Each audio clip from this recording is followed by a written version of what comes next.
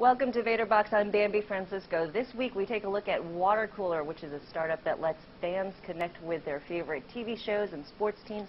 Today we have Ezra Roizen as our Vator Box regular, as usual, and Charlene Lee, who is our guest host. And Charlene is the co-founder of Altimeter Group, which is a digital strategy consulting firm. Charlene, thanks for joining us. Thanks for having me here. Okay, well, let's just start off watching Watercooler's Kevin Chu give his pitch.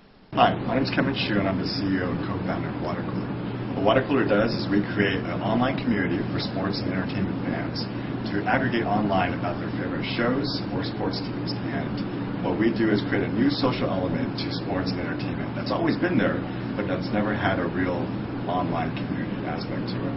So we've started the company in July of 2007, launched our first product then, and over the last 18 months have signed up and registered 35 million users who love what we do and tell their friends about us. 32 seconds.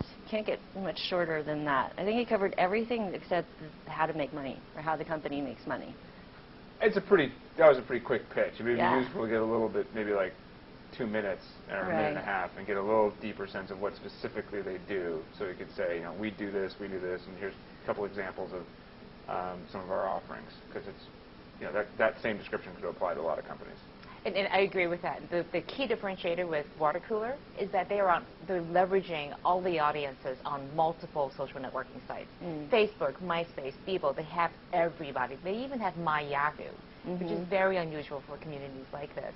So there are existing communities of interest, but he's not really selling himself other than the 35 million users. Other than the 35, you're right. He should talk about how he's leveraging all the social networkers, social networks. So the novelty of the idea, there's a lot of sites out there that are trying to bring fans together, but I think they do a really good job in terms of just the execution, at least from what I've seen.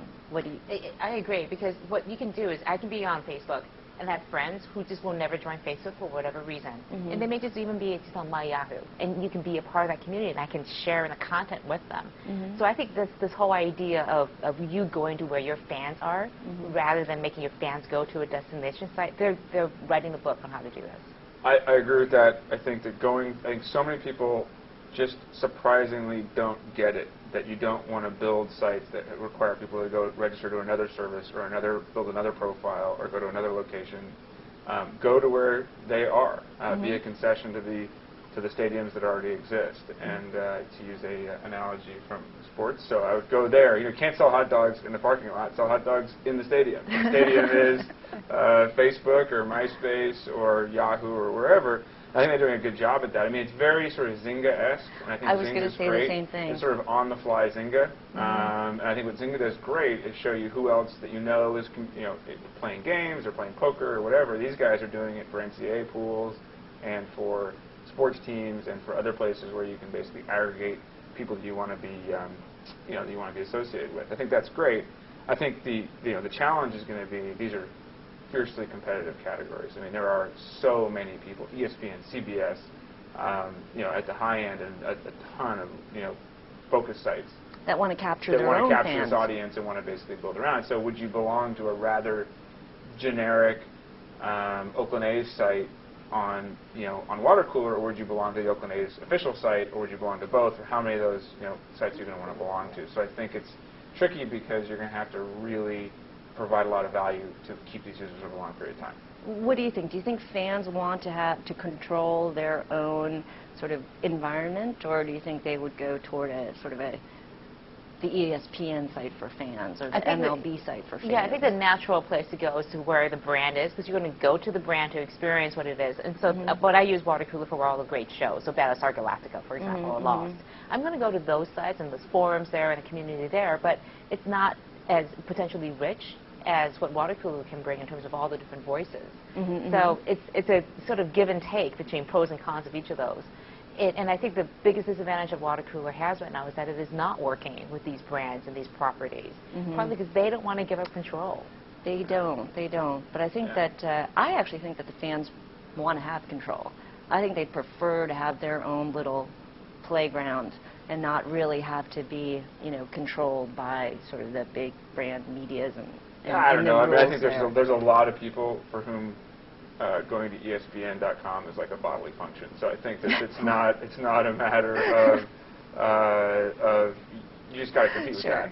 And that's a monster. That is the engine of Disney's media empire. I mean, it is an absolute monster of a site, of a company. So I think that if you're going to be in the sports category, you need to create really interesting, really fun stuff. I think they did. They did a great job with the NCAA pool. I think there's a lot of things you can now take there. I also think they could be a hub for independent content.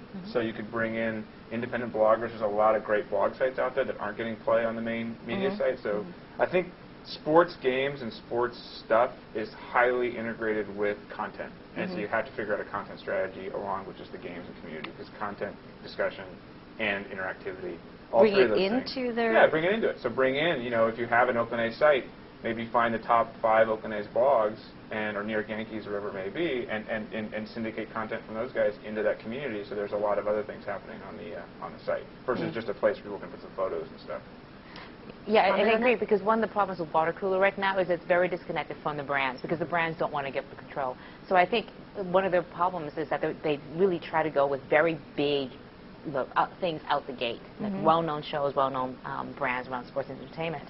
But if you think about what MySpace has done, it's really built this following around independent bands, independent shows, independent athletes themselves could potentially use Watercooler to really communicate with their fans across all these different networks. Oh, so it's really powerful. An individual, sort of, you're suggesting one rock star athlete or one rock star musician, and build a fan base around that. Sure. What I do like simple, fun games. I think that a lot of times there's been a over-geekification of sports fantasy stuff. So you've got like fantasy football or fantasy baseball, which have become like part-time jobs for people. It's too much for most people, but people still like to participate.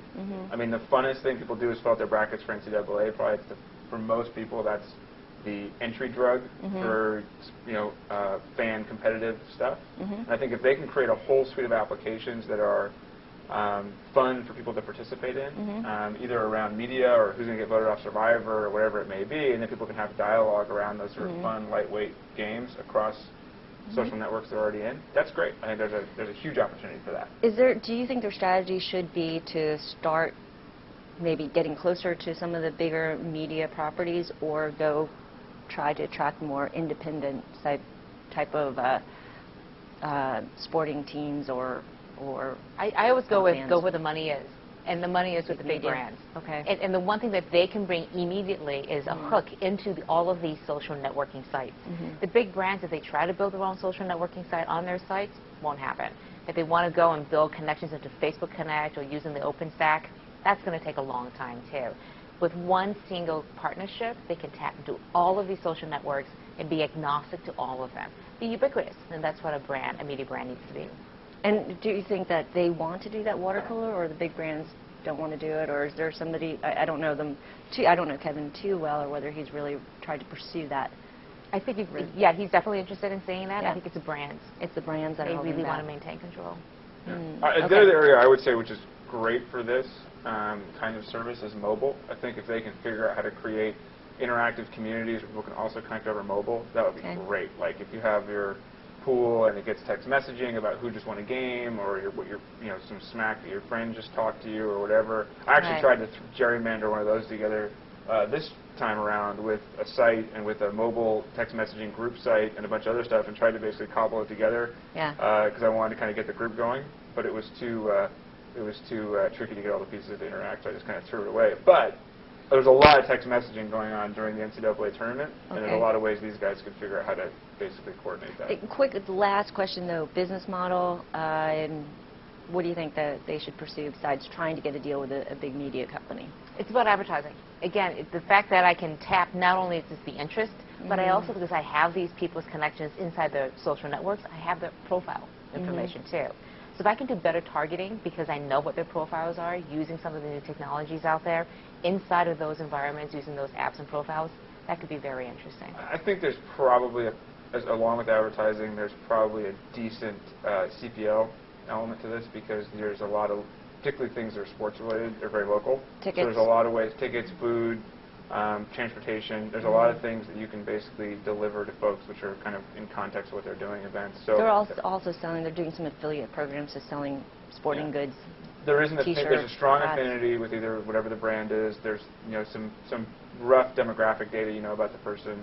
So I think there's some things you can begin to do that are a little bit more direct. But I do believe advertising. And the upside is they haven't raised too much money, and that's all relative. Yeah, don't raise money is my other thing, generally.